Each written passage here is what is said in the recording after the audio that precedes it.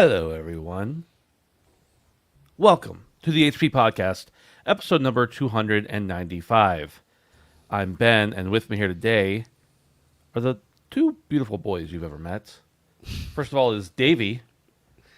Dave, when I first saw your shirt, I did not realize it was a Volkswagen. I thought it was Overwatch at a brief glimpse. I don't know why. Explain. Well, it's a Volkswagen shirt. You got that right. It's got a write-up on the back about the Beetle, the original bus. Yeah. I was walking my daughter today, and there was these two women, and they were kind of like I was letting them pass me, and they weren't going around me, and they're like, "Oh, sorry, we were just reading your shirt, the back of your shirt." And I'm like, "What the hell?" And I said to them, "I was like, I haven't even read it yet. Is there anything interesting on there?" So. Yeah, this is just a cheap shirt. I really like Volkswagen, but since they've started making so many of their mainline cars in Mexico, they've kind of lost some of the German engineering flair that they had. So, yeah, I'm more of a Days of Yore. My first car was a Golf 5, which was labeled as the Rabbit here in North America. I love that car. That was one of the last Golfs to be built in Germany. Unless you get the R Wolfsburg edition or something like that. Your specific VIN was? Sorry? Your All specific car, yes. Your VIN number was one of the last ones? Yeah. It was a joke. This is my car is the last one they rolled off the... No, I mean the last mark production year. Yeah. When they moved to this, I don't know about. I understood what you meant. I was just trying to be funny. It didn't. No, I'm okay clarifying things for you, Ben. It's no problem. Are you insulting my intelligence once again? I would never do that. Ed in chat says, "How long has Dave been Davey?" A very long time. A very long time. Oh, like my name there? Yeah, it's been a while. Surprised you of all people didn't notice that until now. But how observant, Ed. Yeah. Rain Man over here didn't Sorry, notice. Can I just ask, is everyone's dog and cat okay? I heard your former president, and let's be honest, probably future president, was a little bit concerned about the dogs and cats. Everything's okay? Yeah, we keep ours inside. Okay. Just to make sure. Good. Yeah. Lord. Also with us here is Brandon. What's up, a man who would never eat a dog, but probably would eat a cat. That's not true. That's not true at all. You would eat a dog? No, I would eat neither. Yeah. There's a lot of animals I probably would eat, but I don't know that those ones would do me any good. They're more for petting, but I'm doing good today, gents. Doing good today. A lot better than yesterday. I slept like shit last night. Well, the night before last. And today, I woke up refreshed and ready for the day on a happy, happy Tuesday. So nice. Now, Brandon, you said it probably wouldn't do you any good, and that got me to thinking about the practicality of eating animals like cats and dogs. There's probably some nutritional value there. I mean, I'm sure there's nutritional value in humans too, but that's you see what I'm saying? I see what you're saying.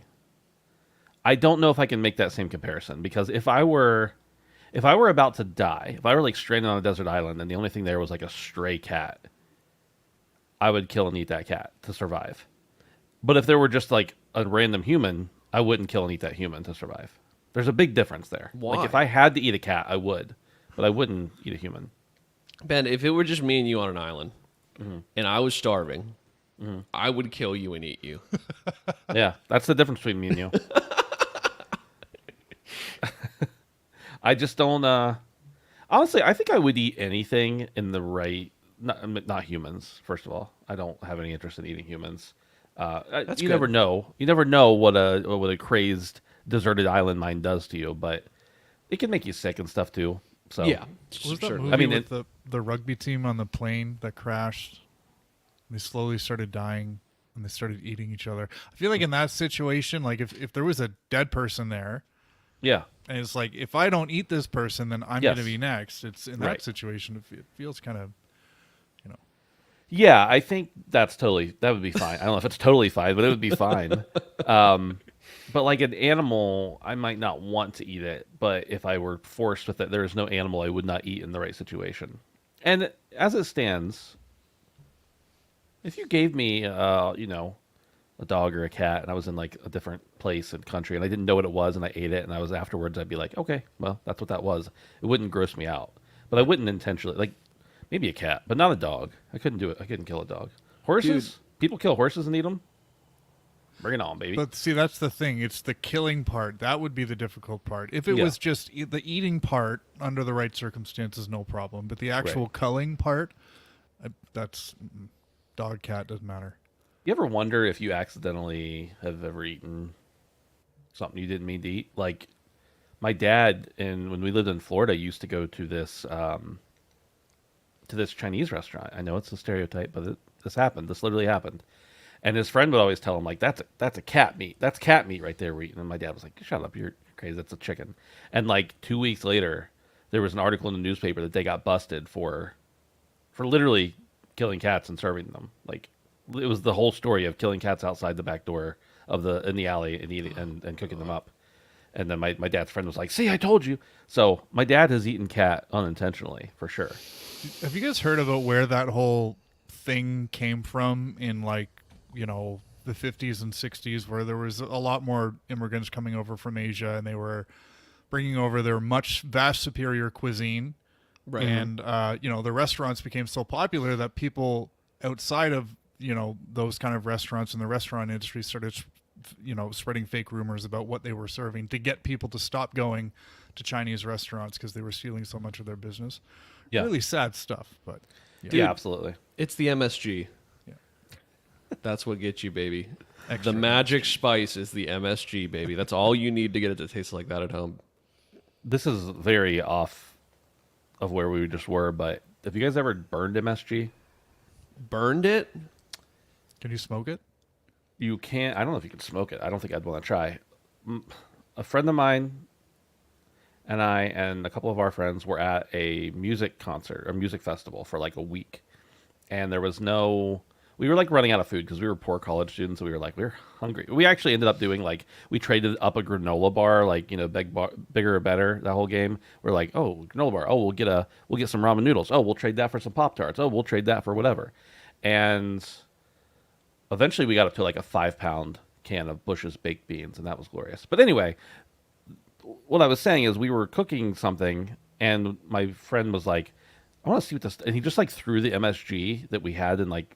Somebody had just brought their spice kit, threw it on the fire, and it was very flammable. And then we started doing it with other spices, and they weren't as flammable. Some spices are incredibly flammable. Yeah. Especially in the air. MSG is one of them, by the way. Good to know. Mm-hmm. If you ever get in a real... Spice your food real tight before spot. or after it's near the flame. Understood. Yeah. Can you cook with it? I guess you can, because people do. I love Yeah, how absolutely. all like... restaurants in big cities, like especially Chinese restaurants, put like signs on the front that says like no MSG, and I'm like, there's MSG in there. MSG was like vilified though. That's the It's a good Yeah. spice. Absolutely. Yeah. It's just like it's like magic salt, It's like magic dust. Was it vilified, Dave? You're the expert on false rumors here. Was it because of Big salt? no? Is it really like people were using it to make stuff feel more filling? Or was that a vicious rumor? Okay. I had an issue with it because when I first saw it, I got the letters mixed up, and I thought they had an issue with Metal Gear Solid, which I loved Right. at the time. Sure. So No. Understandable. yeah. This is the HP podcast. We sometimes talk about video games, most of the time, as a matter of fact. But every now and then we get into some crazy stuff. You can also get into some crazy stuff over at our Discord at handsomephantom.com/Discord. We appreciate everybody hanging out there. No fee to apply. You don't have to apply. You just join. Just be a total bot and join. It's fine. We'll ban the bots, though, unless they're really fun. You can also support us over on patreon.com/handsomephantom for as little as $1 a month. We appreciate everybody there who is supporting us already, and we ask that maybe you consider it. Ad-free early access. You get the show a day and a half, really, ad-free and early. And if you're on video, check us out here, 7 o'clock, most Tuesday nights. That reminds me, we'll put out an announcement at some point. I forgot to tell the guys, because I forgot until today. I'll be gone next Tuesday, so I'm not sure if we're going to change the night of the show, or they're going to do it without me, or what's going to happen, but we'll let you know in the Discord. Another reason to join the Discord. Should we talk about some video games. Yeah. Yeah. I have a problem. I forgot to update these tags here. Oops. I'm just gonna be honest with you. So let me just start out with this one. I'll fix the rest of them. Okay, here we go. Okay, and look, it's like it never happened. The what is going on? On Man? the fly, bro. Dude, the mystery meats really threw you off kilter here. I'm hungry for it. The Black Ops 6 multiplayer beta was the biggest beta in Call of Duty history, it's been claimed. According to Activision, the beta ranked for the total number of players, the total number of hours played, and the most matches played. Activision said it also ranked first in terms of the amount of playtime per player, suggesting engagement was strong among participants. Early access to the beta ran from August 30th to September 4th on the Xbox Series X and S, Xbox One, PS5, PS4, and PC. It was open to anybody who pre-ordered Black Ops 6 and also subscribers to Game Pass plans. Then they had it open again for everybody on the 6th through the 9th, where anybody can check it out as well. The game comes out next month, in the next month. Brandon, Yeah. did you expect it to be the biggest ever? Yeah, I mean, to be honest with you, I feel like Call of Duty in recent years has kind of fallen off a little bit, but it definitely has continued to gain momentum over the past 10 years consistently, even if it's had ups and downs. So this to me really isn't a surprise. I think that Call of Duty continues to get bigger every single year. Even if the players end up falling off, which ends up being the big news stories, is that the players have fallen off, but the numbers still get bigger almost every single year, if not year over year. So this doesn't surprise me, especially because it's on Game Pass. In addition to that, I feel like that was a huge bump for them. I think that the people that want to play Call of Duty are eager to play it a bunch. I mean, that's kind of the shtick of it. Is to kind of hone the craft, to unlock the attachments. Even if they didn't have the camouflages early in the beta, they still had a reason. They incentivized you to keep playing, to get the different attachments, to level up to a certain amount, to have the beta skins and the sprays, whatever. So yeah, this doesn't surprise me one bit. And it was good. Moreover, I think that is kind of a big takeaway for this as well. They made some notable changes, and last year was kind of a lull year for a lot of people. So I think people are very eager to kind of hop back in, including myself. So I was amongst that. But yeah, this is good news. I am very, very excited. It's actually one of the only things I'm excited for the rest of the year as far as games go, to be honest with you. But Dave, I know you said you checked it out briefly and you hated it because of all the twitchiness and the millennials or the Zoomers running around doing flips. Did you get a chance to jump back in and check it out anymore? No, so I didn't actually play it. Okay. I consumed it via Twitch, but Gotcha. I mean, it didn't matter. I'm sure Activision's upset that Dave Lambden didn't pick it up, but They actually it'll be emailed okay. me. They were like, "Could you fire this guy?" I didn't know they were our boss, but yeah, it's. Do you guys remember when Skull and Bones? This is my only Skull and Bones reference for the show, I promise. But do you remember when We're holding Skull you to and it. Bones launched and Ubisoft released that headline, record player engagement? yeah, You're like, oh, good for them. But then you're like, what does that mean? And some we see this a lot where publishers release a game and they put out some obscure metric to kind of be like, this is how successful our game was. This is not that in this case, because if you what Ben said is record player count, record number of hours played, record number of matches played. Like this was a success amongst all successes, full stop. And this is surprising to me because how many years has it been since Call of Duty 2, which in my mind was really the first Call of Duty that really kind of exploded out, I don't know, 15, 18, 20 years almost. It's been a while. I see Ben's looking it up there. And to have this much sustained interest in multiplayer, like we're not 19 talking years. about 19 years. We're not talking about campaign. We're not talking about Warzone, which has arguably been just as popular for several years. This is just multiplayer, and this many people are interested. The only thing I can think of is there's a lot more people looking to jump in day one because of Game Pass. But in any case, this being a Black Ops, it's a numbered sequel. To have this many people jump in for an open beta is Activision's got to be pretty happy. The other thing I got to point out is this will be the worst selling Call of Duty ever And I'm happy to say that because, again, it's on Game Pass. So is this a case of Activision is throwing these really good numbers out there because when the game actually launches, they're not really going to be able to do that from a sales perspective? In any case, 19 years and this game is still going really, really strong. It's not as much in the public spotlight as it was, from the past, but record players, like it's crazy what Call of Duty has been able to do for all these years. So yeah. And yeah, someone Greek just said in the chat, like Game Pass, it's a no-brainer day one for most people. So yeah. It makes me wonder, and I agree with you for the most part, almost entirely. But it makes me wonder because, like, there's a lot of people who are like, no, I'm not getting Game Pass. But all their buddies are playing it because they're on Game Pass. So that makes one more sale that there wouldn't have been otherwise. And then on top of that, it makes me wonder about, like, the people who don't stay subscribed to Game Pass year round, but they want to play Call of Duty. They're not going to stay subscribed because they're going to realize eventually, oh, I just paid $300 this year for Call of Duty. So I do wonder if that pushes more sales long term rather than all up at the front, to have more and more people come in that way. But you're right. I think it will have the lowest actual sales numbers, but I bet the microtransactions are higher because I know that plenty of people we played against and with when we were playing the beta had the skin that you had to pre-order the higher package for. So not only are people paying more for it, but the people who are playing it on Game Pass are more likely to be like, oh, well, I didn't have to pay anything extra for this. I'll buy that $20 skin or whatever.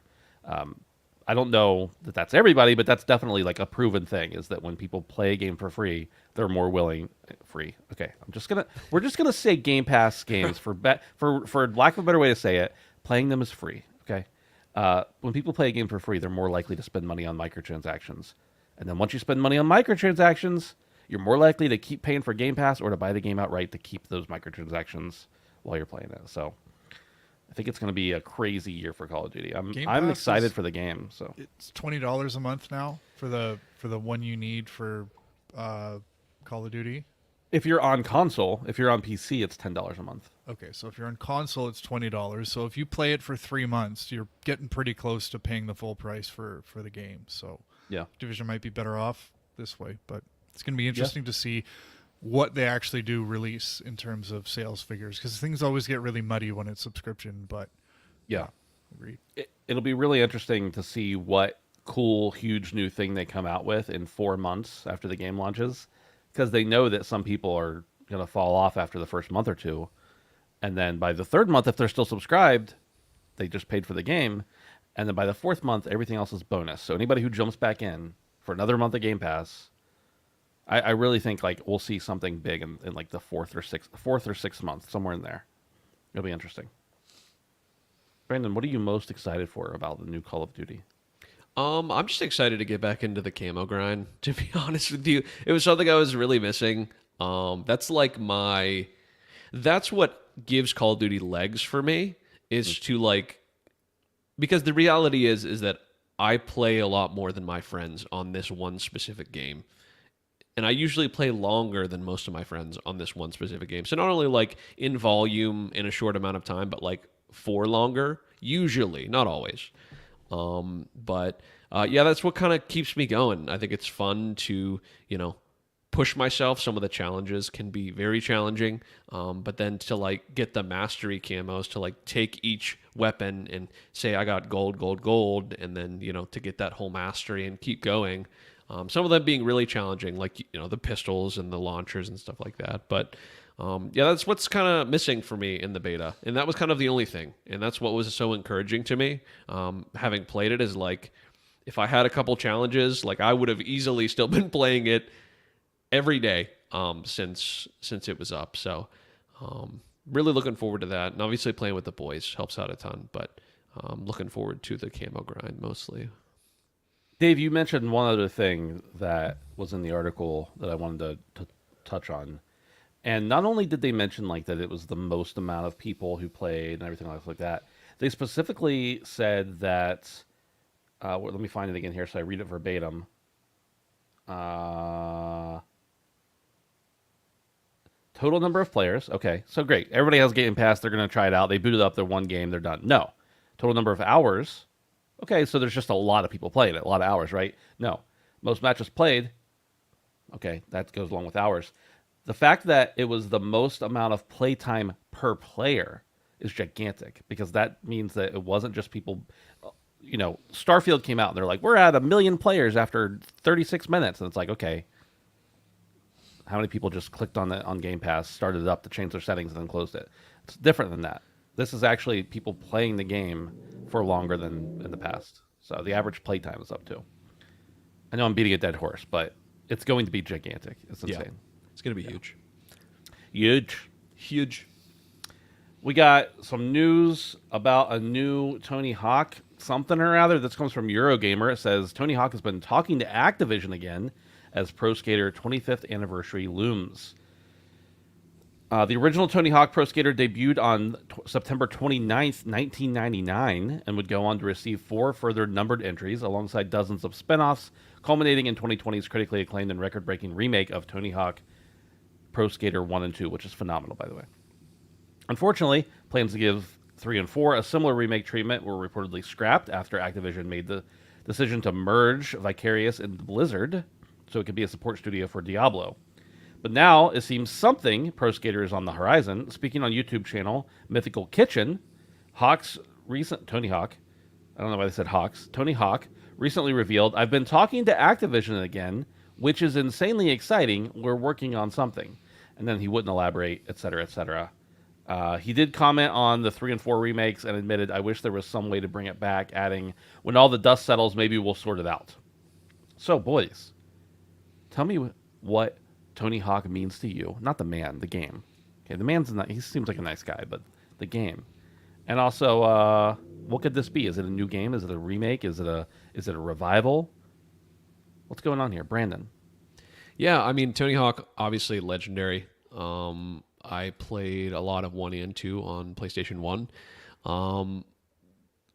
I gotta say that, like, one of the things that sticks with me more than anything, and I think this is like a testament to me, is how it kind of shaped some of my music interest at that time, because the soundtrack was so absolutely banging. Now, I don't want to detract from like the game itself, right? Because obviously it is top tier, 1 and 2 for me specifically.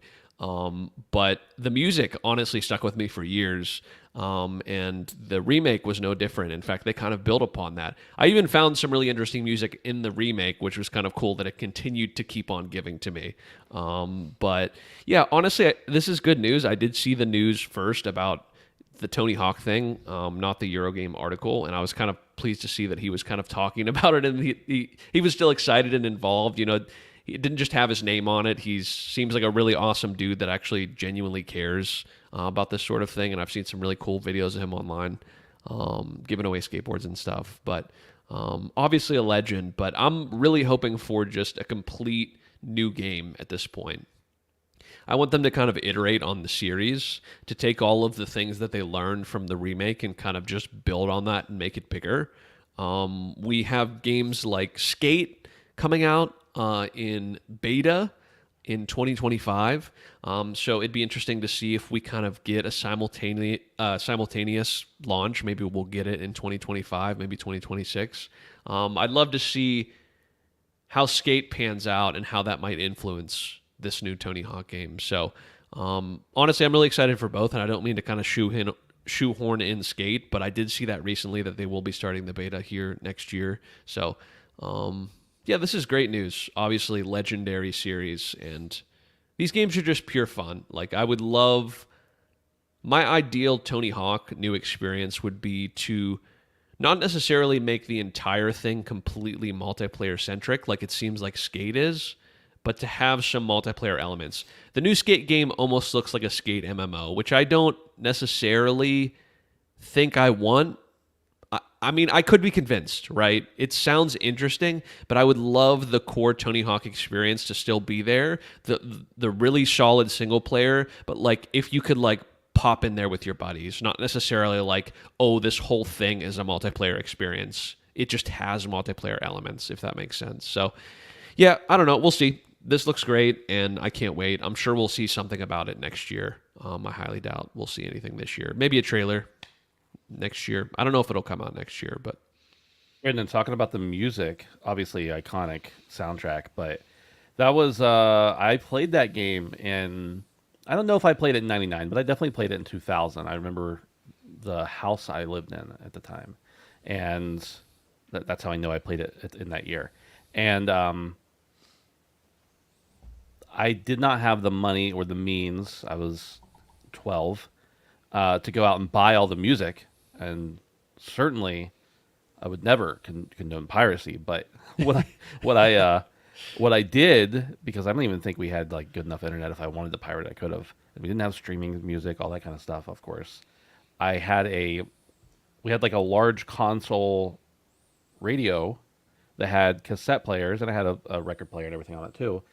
And it had the ability to record things, and there was a microphone, and I would take that microphone and put it up to the TV and just let the tracks play and record it on the cassette so that I could listen to it while I was mowing the grass or something. Hell yeah.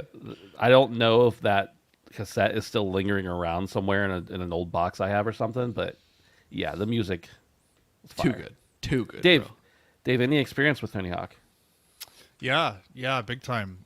Just like you guys, the music, big things. I remember playing a game called Amped on the original Xbox, back when Xbox had custom soundtracks, which meant you could put your own music in the game.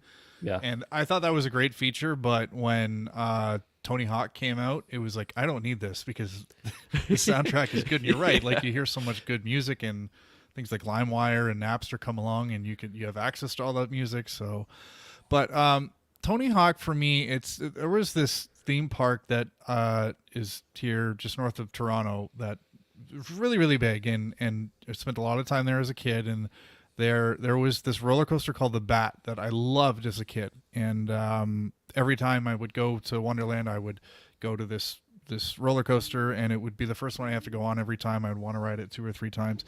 Didn't go to Wonderland for a really long time, and then I went back like a few years ago, and I went on this ride called the Bat, and I realized how shitty of a ride it was, and I didn't really understand why I liked it so much as a kid. That's kind of Tony Hawk for me right now, and I think I need to remind everyone that this series has had more misses than hits. Oh yeah. Yeah. What I'm trying to say is I think this franchise needs to die, and I think Tony Hawk's Pro Skater 1+2 probably was a pretty good swan song, and you know, we can probably wrap it up here, and I don't know what he's planning, and it sounds like from this article that we're going to get something on September 29th, whether it's a shadow drop or just an announcement about what they're doing next. But, you know, given the track record of the series and Activision, I wouldn't have your hopes too high. You know, it's okay to just play Tony Hawk's Pro Skater 1+2, or even just play the original on, you know, PlayStation, whatever you've got. It's okay to kind of leave memories as memories, because for me personally, I think that this series is it's okay to put it out to pasture. And I even kind of wonder like what kind of market there really is for this, because it's got to be pure nostalgia. Like, I don't know how much the younger generation are interested in these games. And you know, you allude to Skate, Brandon, and that's going to be a really interesting litmus test, because you've got, you know, old school skateboarding video games with modern social gaming mechanics, and how I don't really feel that confident in that taking off, nor am I that confident in another Tony Hawk's Pro Skater game being a commercial success. So as I said, it looks like something's coming regardless, but I don't know. I feel great about the original Tony Hawk games, but there's not a lot else there for me personally. So yeah, I think I would agree with you, Dave. I mean, I still would be excited and would probably play whatever the next thing is if they make something else. I really hope that what they do is just bring 3 and 4 to modern platforms like they were planning on doing before, because you could bring Underground 1 and 2 if you really wanted to, but if you bring Tony Hawk 1, 2, 3, and 4 all forward, you'll sell some copies, and then I think it's fine. If they're going to do something, that's what I'd like. I think you're probably right, Brandon, that it's going to be something new, which, you know, could either be amazing because it's a great game, or it could be terrible because it's a bad game and doesn't sell. But man, I have such good memories of the first game and the second game, but specifically the first one. We would go rent it every weekend. My buddy would come over and spend the night and the whole next day with me, and we'd go rent it at movies or whatever, one of those places. It wasn't called Blockbuster. It was, you know, something else. And we probably spent as much on it renting it as we could have bought 4 copies with over the years. But it never had, as a 12-year-old, you never have enough money all at once. You know, you gotta. But I loved it. And then when the remake came out, I bought it on, maybe it was a review code. I got it on Epic. I don't remember. But either way, I 100%ed it on Epic, and then I never touched it on PlayStation. But I still think about it sometimes, just hopping in there, skating around a little bit. Great game. Phenomenal. Number 3. Not so good news here. We don't know what the hell's going on yet, but this comes from GamesIndustry.biz. The majority of Annapurna Interactive team have walked out after talks with its parent company had collapsed. The publisher formed in 2016 as a division of Megan Ellison's Annapurna Pictures and has had a few hit releases, including Stray, What Remains of Edith Finch, and The Outer Wilds.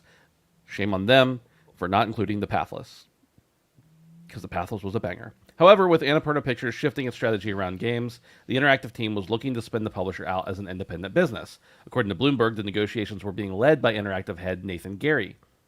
Let me just pause for a second. Dave, have you ever played The Pathless? I played it at PAX. Okay. 20-minute demo. Okay. Knowing you, just knowing your taste and like the types of games you vibe with, I think you would love The Pathless if you ever catch it on sale or something. You know, like, I mean, it's worth full price, but you know, it's old now, so I think you'd love it specifically. However, both parties had failed to reach an agreement, causing the heads of Annapurna Interactive and 24 other staff to walk out. Annapurna Interactive was planning to publish over a dozen indie games over the next 2 years, including a title in the Silent Hill franchise. The firm told Bloomberg that it will continue to support these titles and continue to expand in video games, although it will now need to replace its lost employees or outsource some of the functions, which includes marketing, localization, QA, PR, and platform relations. Dave, I want to talk to you first. First of all, do you think we should go to Annapurna with a pitch and become their new PR team? And second of all, this is rough. We all 3 really love Annapurna. How do you feel about this? What do you think?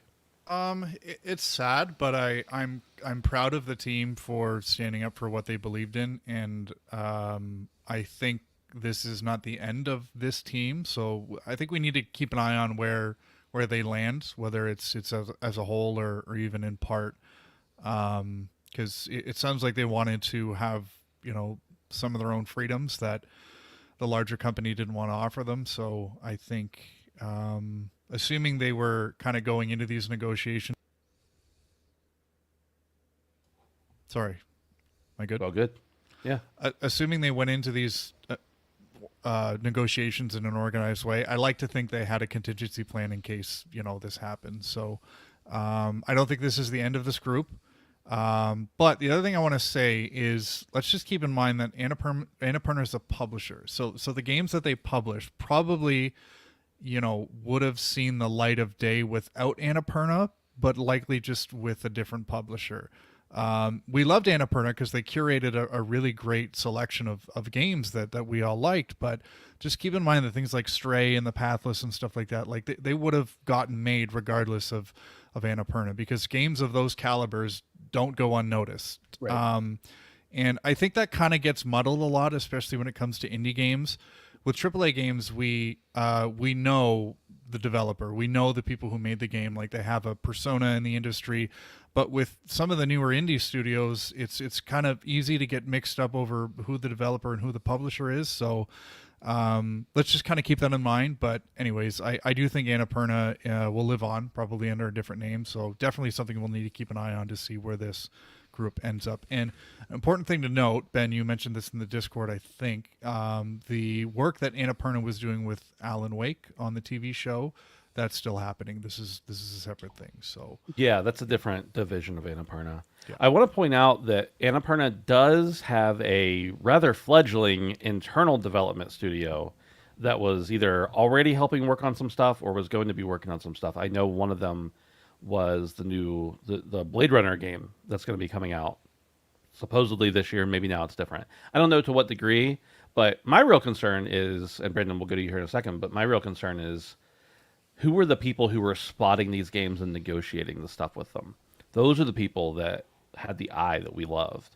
And that's what I worry about losing a little bit. You never know who's going to come in and what kind of different approach they're going to take. But hopefully, as long as the top is maintained, the rest of it will stay the same. But I think it's gonna be a little rocky for them for a while until they get that sorted out for sure. But you're right about the games continuing. The Annapurna is not making the games. Maybe they're funding them as a publisher, but they're not making most of the games. So we'll still get good games. Just it's nice to be able to look at a game and be like, oh, Annapurna, I'll probably like that. That was always nice. Brandon, your thoughts?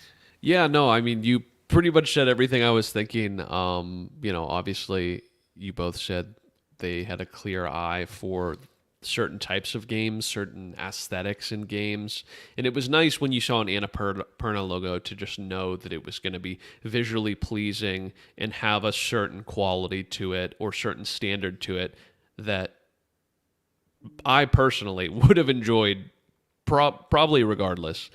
So I hope it isn't like a House of Cards situation where it kind of all comes tumbling down at this point. I hope you're right in the fact that a lot of maybe some of the very top leadership had a large driving force in what games did get put out through them. But you don't know. I mean, it very easily could be completely different from this point forward. So I'm hopeful to what you said, Dave. I hope that this team in some capacity continues on, even if it isn't in the same nature or the same amount of people. I know there's a lot of talented people right now out there from this company that need jobs, and I just hope they kind of get a soft landing because I think most of the industry has respect for this company, and I just wish them the best. So we'll see, man. Things are going to change, I think, a little bit. Certainly, one way or another. Moving on.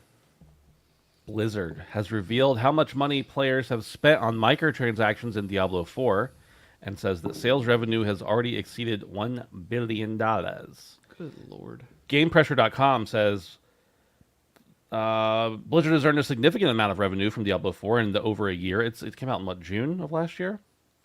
It's crazy. Surprisingly, this information was not made public on the developer's official website, but on the senior product manager's LinkedIn profile, specifically in his job description, saying Diablo 4 has generated more than $1 billion in revenue since its release, including approximately $150 million from in-game microtransactions.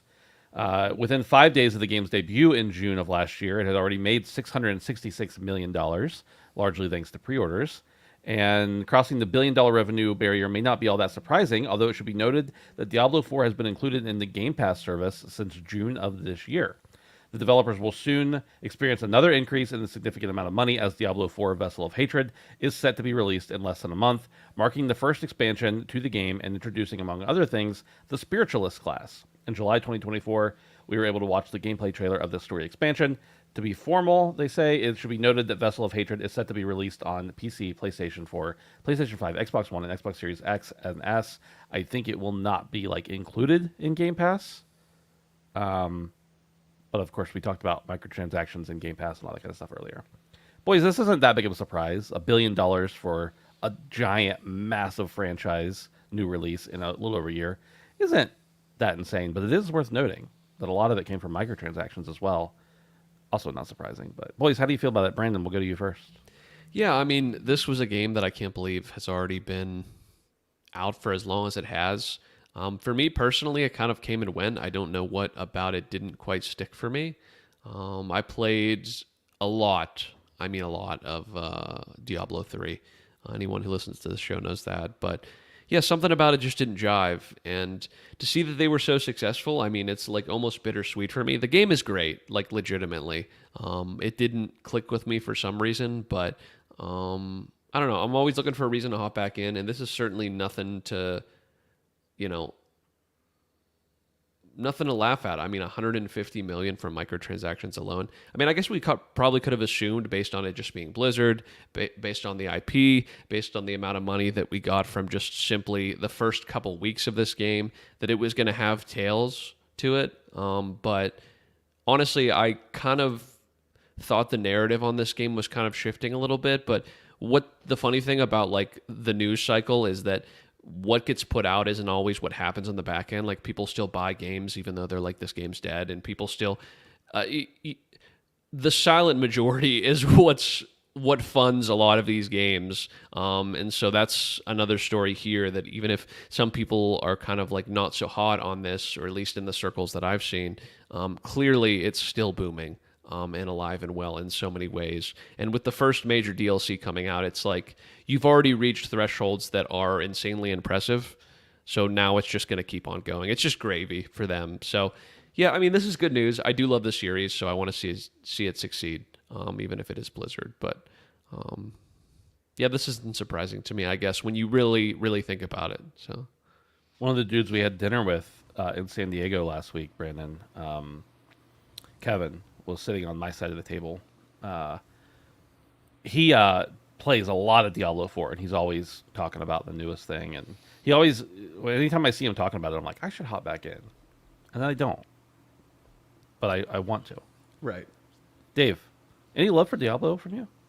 Yeah, I've been meaning to check it out, and I didn't realize that it was on Game Pass, so that might It is now, yeah. Yeah, that might be my avenue in. But I remember it was just over a year ago, maybe more than that, we read that absurd news story about how much money Diablo Immortal was making like every day, Right, just on yeah. microtransactions. Completely different model, but it's yeah, this series just kind of prints money. And Brandon, I'm really happy you said what you said, because in my mind, the last I had heard about Diablo was this overarching narrative about how the game's great, but there's no end game, there's nothing to do, that kind of stuff. And it's like, well, in reality, that was, the silent majority were plenty happy, and I think things were addressed and fixed through seasons. So yeah, Diablo 4 I think is going to have kind of a second life with the release of Vessel of Hatred, and that might be the point that I jump in and check it out, because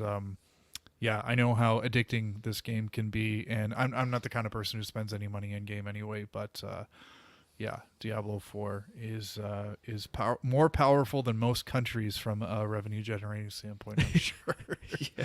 Definitely Yeah. Canada. Yeah. There's definitely a lot more stuff in it now than there was at the beginning. And yeah, it's still got a thriving community, even if it's a little smaller. Dude, I meant to mention this earlier, but I think it was when we were talking about Call of Duty. It was like, oh, this many people have stopped playing Call of Duty. It's like, do you understand that that's how literally every game works? Right. Literally every game, including Diablo, including Call of Duty. And I love when people are like, this single player game only has 90% or lost 90% of its player base. I'm like, because they beat it? Like, what do you want? Do you want people to just play a single player game over and over forever? People just look at numbers and then they're like, I could make a cool headline with this. Yeah, It's popular. It's sensational. That's Yeah. Yeah. Edward Walton in chat says seasonal content was basically the end game. People blasted through it fast upon release with little to do after. Definitely more things to do now. That's good. Yeah, I should really hop back in and start over is what I should do, because I love me some Diablo. Moving on to the last news story.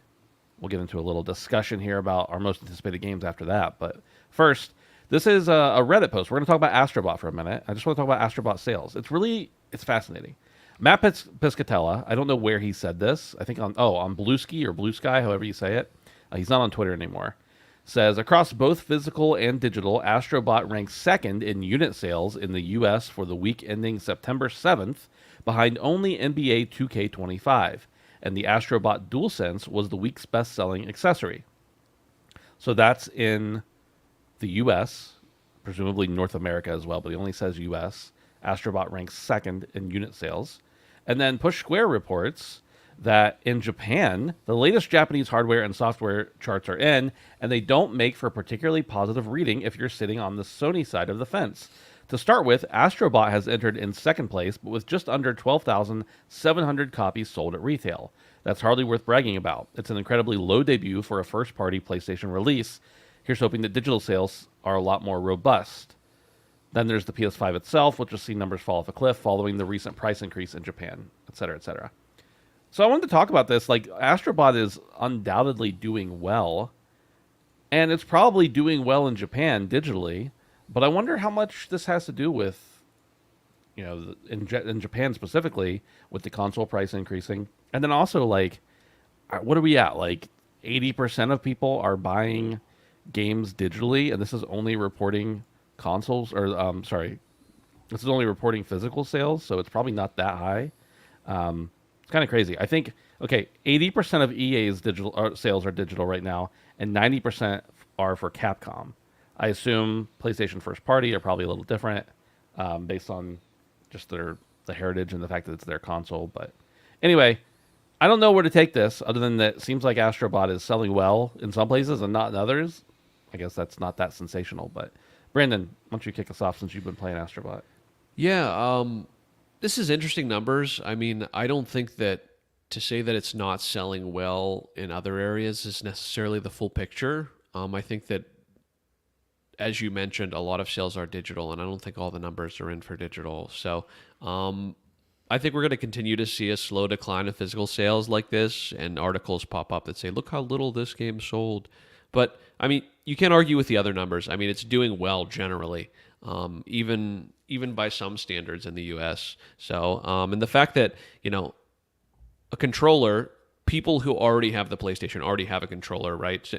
And for something that's branded to be doing that well as well, I mean, I think that is a testament to the IP itself. So I think they probably did really well. If I had to guess overall, I would love to see some numbers. I don't know if they'll give us any. Sony does do that sometimes if it's big enough. But yeah, I mean, I've been having a great time with Astro Bot personally, and maybe it has something to do with the increase in Japan, but I don't know. I think it's still a Japan first company, and even if they increase the prices, I just, you're going to get some people mad, right? That's just inevitable. But at the same time, I don't think most people will take it personally, I guess, is what I'm thinking. Dude, I was just thinking about if they announce the Astro Bot has had we've reached 3 million sales. Are they going to put 3 million little Astro Bots on a picture? That'd be awesome. That would be awesome. Dave, any thoughts here? Yeah, it's first of all, I don't think you can really, and I feel like a dick now because I suggested the Push Square article, but I don't see the rationale in reporting retail only numbers in 2024. It's just not the full picture, and it's not even half of the picture. So, it's sad that Astro Bot couldn't beat out Touhou Danmaku Kagura Fantasian Lost on in Japan, but why would you go toe to toe with that game? That's right. Oh, and interestingly enough, retail sales in Japan, number 4 on the list, Brandon. This one's for you. Mario Kart 8 Deluxe is still selling. Still kicking. So, yeah. Still kicking. So yeah, I mean, this is just looking at the U.S. numbers. It's crazy to me, and I didn't think this was going to happen. I'll admit this now. That a full price sequel to a game that was a pack-in is selling this well. So good for Astro Bot. People really seem to be loving this game, and having played Playroom while I was waiting for other games to install the day I got my PS5, and then going on to Platinum it, I know how fun this game can be, and just how it just hits so many fun and nostalgic chords. So, I hope this prompts Sony to do more of this stuff, not necessarily just Astro Bot. Somebody last week mentioned something, or they made a really interesting comparison between Astro Bot and what Little Big Planet used to be for Sony. Yeah. And I hope that this sort of stuff continues, where we just get fun games. Like the Souls-like can be the Souls-like, but every once in a while we need a game like this. So hopefully we get more of this stuff. So good on you, Sony. Good on you, the name of the developer studio that I can't remember right now. I don't know, Bob. Asobi, that's it. Yeah. We need more of this stuff. So, yeah. Yeah. Cool. Well, that's all the news we have. We're going to talk about our most anticipated games for 2024. Earlier, I asked the guys, I said, there's not a lot of news. And really, we had some news, but, we wanted something else to talk about. We're going to talk about our most anticipated for 2024 still. We'll just go around. You don't have to elaborate a whole lot if you don't want to, but just we're at that point in the year where it's time. Dave, we'll start with you. What are a couple of your most anticipated games for the rest of the year? Should I give both, or do you just want me to do one and then you'll come back? Yeah, go ahead and give both. Why not? Okay. So the first one, lucky enough, is coming out in just over 1 week, and that is The Legend of Zelda, Echoes of Wisdom. I mentioned it a little while ago that I haven't been giving my Switch enough love, both spiritually and physically. So this is a game I'm really looking forward to. I think it's an interesting spin on the Zelda franchise in that, now we can actually say we are playing a Zelda, having our siblings and parents confuse it for so many years. And I think when I first saw the trailer for this game, I just thought it was so cool and interesting how many different ways that you can attack problems, given that you can sort of animate anything from the world, whether it be enemies or pieces of furniture or foliage just right out in front of you. So, think of the endless possibilities that you could have with gameplay mechanics like that. They're running ads now on the TV where two different people will play these games play this game two different ways, because there's just so many different ways you can kind of attack situations. So I'm really looking forward to this. I didn't play the last Zelda game. What's the Twilight Princess? No, not Twilight Princess. The last Zelda game came out in 2006. The last Zelda game in this style. What's it called? It was a Link's Awakening. Link's Awakening. Yeah, I did not play that, and you're missing out, dude. Yeah, so I think I'm going to start with this, and then maybe I'll go back to that after. But I'm looking forward to going to a store and buying a game physical too. That's going to be really cool because I can do that with my Switch. But yeah, that's one that I'm really excited for. The other one is Dragon Age. I like that this game is a direct sequel for Inquisition. I was a big fan of Inquisition, and I really love the characters, and it seems like they're really kind of leaning into the different personalities of the characters, and kind of building a story around interesting people in the story. So I also saw the gameplay that we got about a month and a half ago. I think it was at Summer Game Fest. And this game is looking great, like just from a graphical standpoint and fidelity standpoint. Some previews have started to come out, and the hype is sort of maintaining. People who've actually played it are saying really, really good things about it. So, it's been a long time since I played Dragon Age, and I'm looking forward to getting back into it. So, Dragon Age and Zelda are my two most anticipated for the coming holiday season of gaming. Dave, I'm going to come up with at least one other one, I think, but both of those were going to be like in my running. Definitely Zelda. That's a day one for me. And I'm pretty sure I'm going to play Dragon Age. I'm pretty excited about it. I only ever played the first Dragon Age game, and I don't even know if I finished it. It's been so long ago. I have all of them that are out currently physically for old systems, but I think there's going to be some more stuff coming out later this week, and I think people's minds are...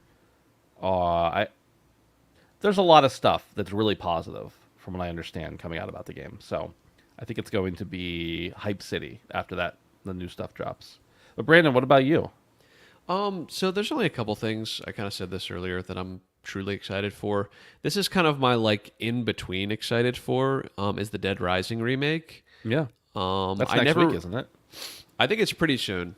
Yeah. I don't know the time frame. But I only ever played this at a buddy's house, and it always intrigued me. And it's a series that I know people generally enjoy.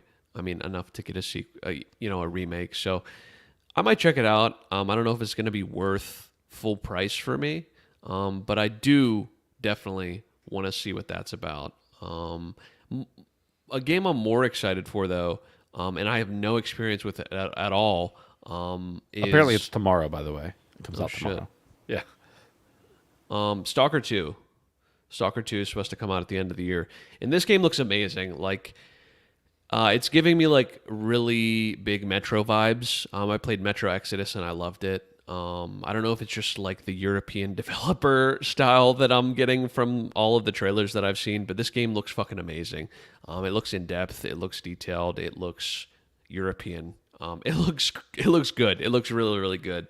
I've heard nothing but amazing things about Stalker 1, and it's been years and years and years and years. So I'll be excited to pop on PC and check that out towards the end of the year.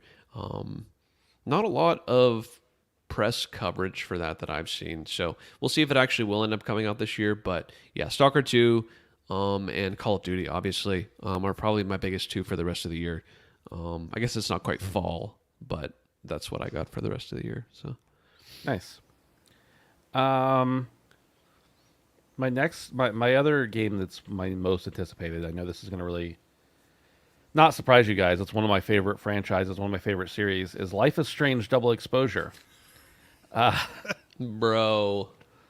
I couldn't Stop get through it. trolling, bro. I couldn't get through it. Dragon Age and Zelda were definitely up there, but the other one for me is going to be Indiana Jones and the Great Circle. Oh, I forgot that's coming out this year. Shit. December 6th, I believe. I'm pretty excited for it. I explained this yesterday. I was on Summon Sign yesterday, and I talked about how I don't know if this game's going to be any good. I mean, it should be. It looks good. It comes from good developers. Like it's great. But I'm just excited to be Indiana Jones in first person. That's what I'm excited about. Right. And to be in Indiana Jones' world. Dude, a machine. Yeah, they're great. Like I said, they're great developers. I'm not incredibly talented. I'm not saying like, oh, this game's going to be phenomenal. I don't know about that. It might be. I hope it is. It looks like it's going to be. I am excited to be Indiana Jones. That's what I'm excited about. So Right. that's my other one. Somebody just mentioned Mario and Luigi Brothership. I didn't think it was coming out this year. Yeah, I'm pretty sure that is coming out this year. Oh, that's going to be good too. Man, what are these people doing to my wallet, brother? I got man, I'm looking at like $300 of games before the end of the year. Are you kidding me? I'm glad I already paid for Call of Duty. Right. Can't go back now. Well, I guess you could, but I could still can. Yeah. Mario and Luigi in November. There we go. I feel like Nintendo's always been really good at spacing out their big releases, so I'm surprised to see that they're There's also a Mario Party coming out this year. wow. I'm pretty certain. well, That's three. Yeah, that's a Zelda franchise, Mario Party, and Mario and Luigi Brothership.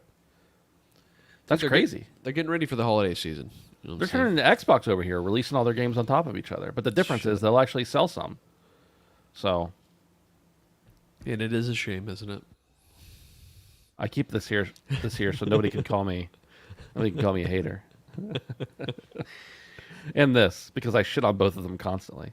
Above it I actually have Super Nintendo signs too, so nobody can I don't know. Let's talk about what we've been playing. Dave, we'll go first. Or we'll let you go first. Sure. I have pretty much only been playing Mario Wonder this week. I got this game last year.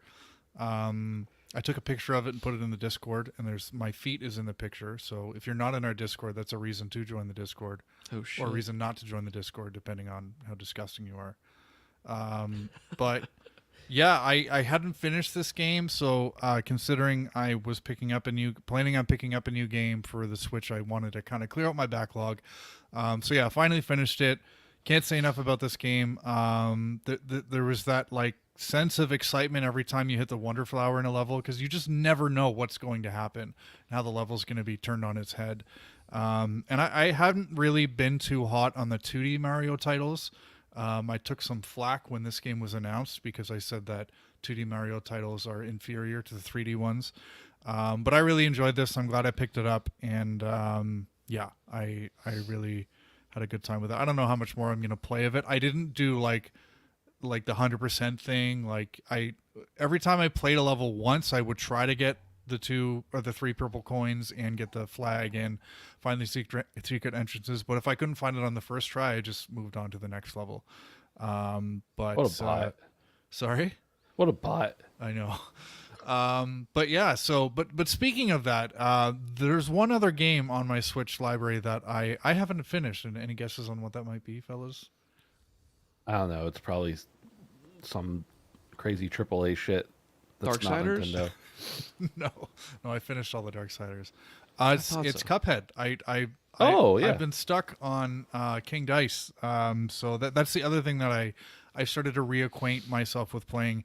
And I'll tell you, if you have not played Cuphead, one thing that you shouldn't do is look up how long it takes to beat Cuphead.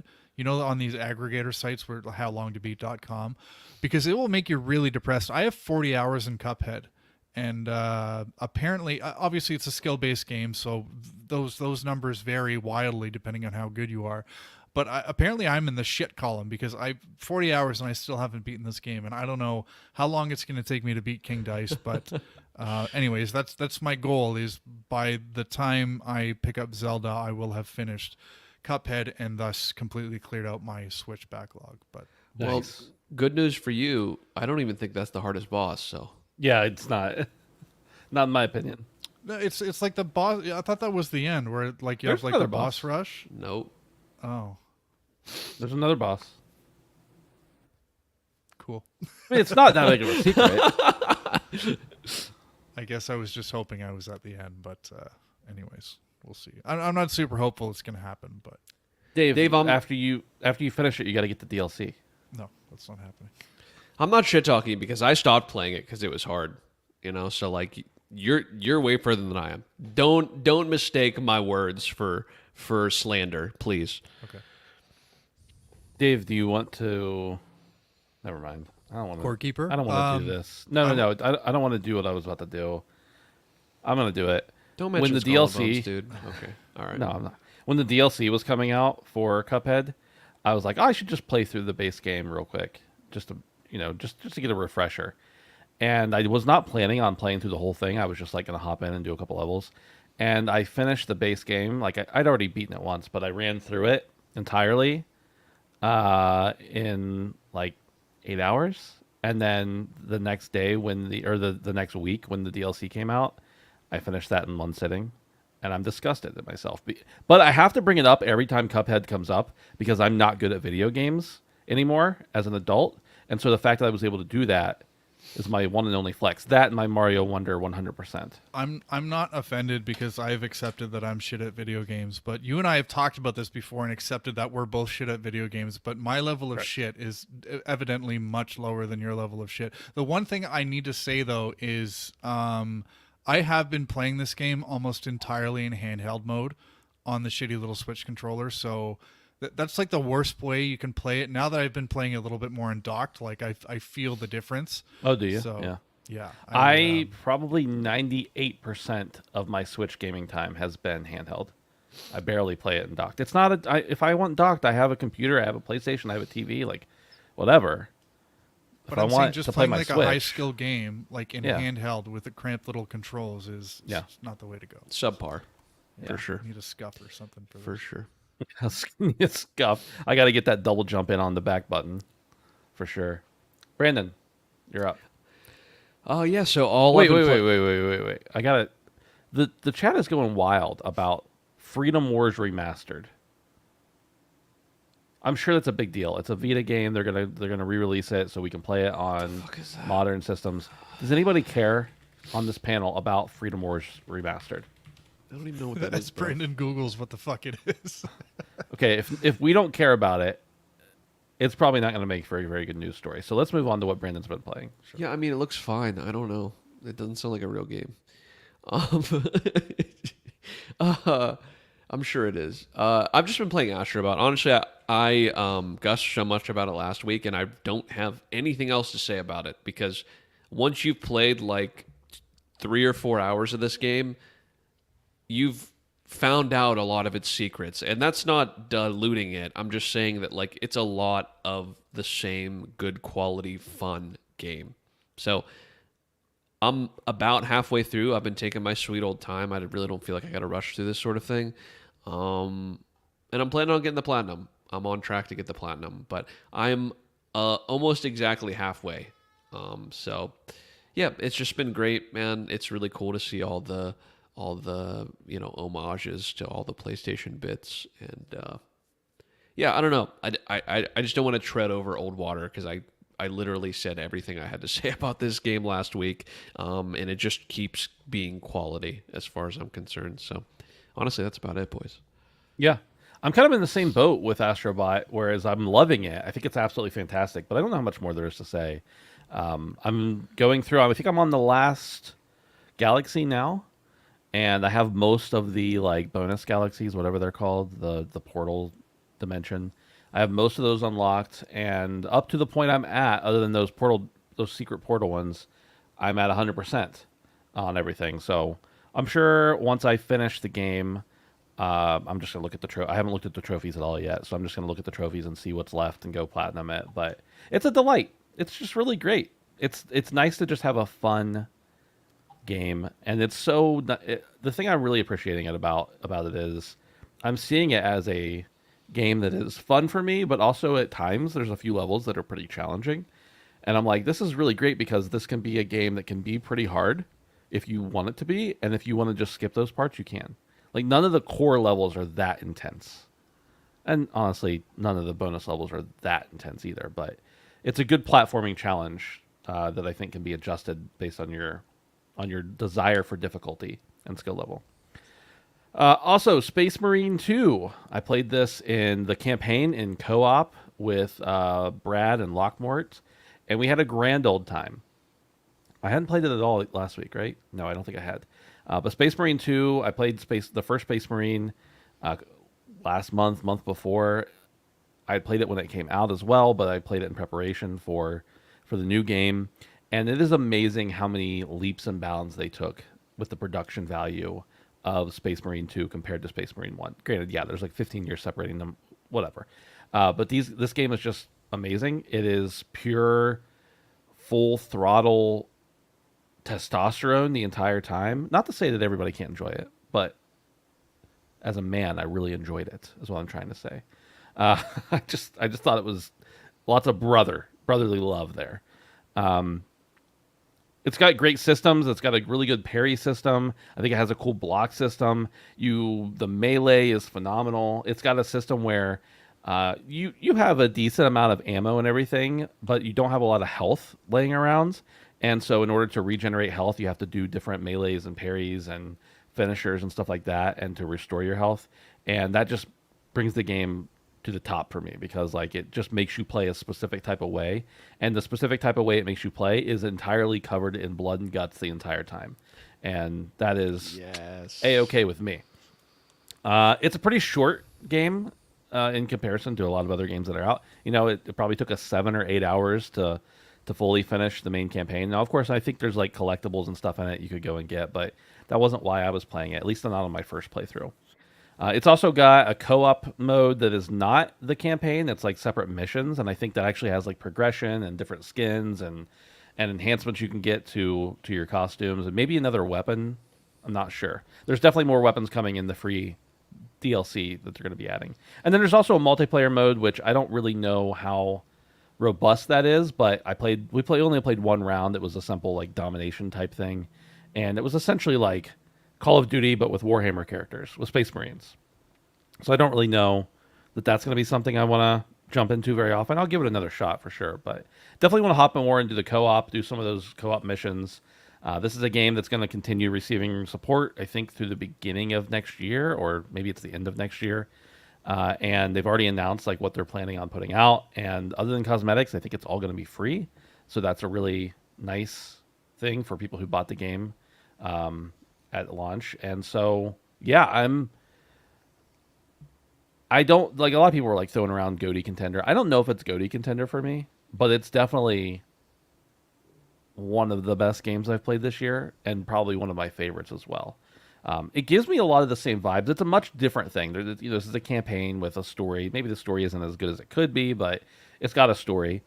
It's purely about gameplay, though. But it reminds me very much of Helldivers, in that you're in there with your boys and you're destroying stuff. You're beating the shit out of monsters and bugs. And that's awesome. And if you want to get super deep into the story, there's probably about 9 million hours of YouTube content you can watch on Warhammer lore to get caught up if you really want to. But you definitely don't need to know anything about Warhammer to play this game. So I give it a big thumbs up. Maybe even 2 big thumbs up, honestly. Not a single doom, only the booms. That's right. Coming in here. So, I don't know. I just... It's so nice to have a game that's like 8 to 10 hours with the additional content tacked onto it that you can enjoy if you want to. And then but it's not like constantly bugging you to hop back in all the time. There's no necessity to do that. You don't have to feel like you got to do your dailies or anything. It's not a 40-hour campaign, which I have nothing wrong with 40-hour campaigns, but if it doesn't need to be 40 hours, it shouldn't be 40 hours. Like, this is just a nice beat it and be done with it if you want to be, or you can invest a lot more time into it if you choose to be. It reminds me a lot, for multiple reasons, of like the mid 2000s, 2000 to 2010, era, that we just had good games where it was just pure gameplay and adrenaline and then it was like an 8 or 10 hour campaign, and you were done, and you didn't have to think about what do I got to do next week for this skin or whatever. So Right. I enjoyed it a lot, and I recommend it to anyone. I played it on PC, but I played with a controller. One of the first games I played with a controller in a long time, on PC specifically, and I thought it was a really good experience, personally. That's all I have to say about that.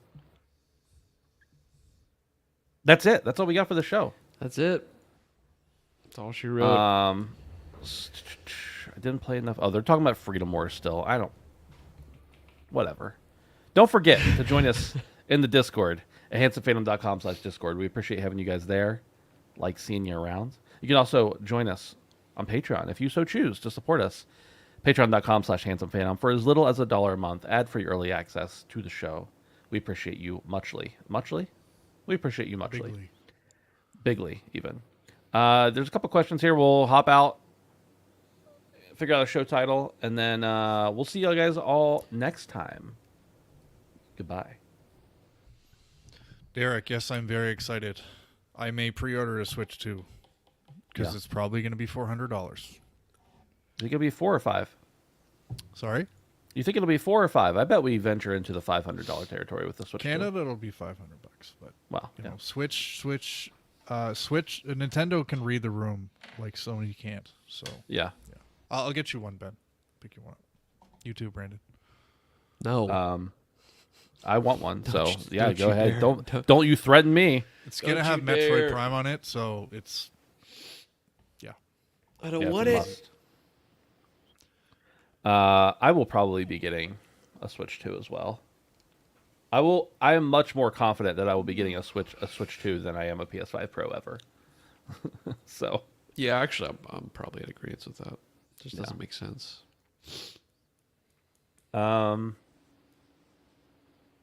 Ed says Switch 2 $500 and we're day one. Okay. let's go. More importantly, Abe was, or no, Tim. Tim? You just call him Abe? Yeah, I don't know why. That's a good name for a cat. I like that. Abe. Yeah. Tim. I like that Tim was up on the desk there. That was Yeah. adorable. I like He he was hasn't gotten meowing. nearly enough attention since this baby showed up. That's for sure.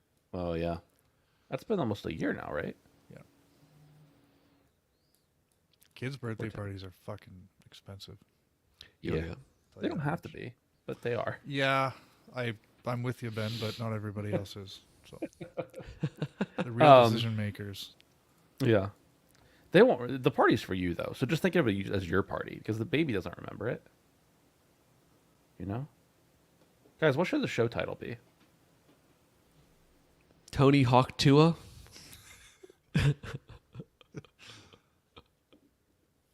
Oh my god, that's so good, and I hate it. Oh Pro Skater 5? no! Why does it have to be Tony Hawk 2? I know it has to be. It doesn't have to be. It does It has not. to be.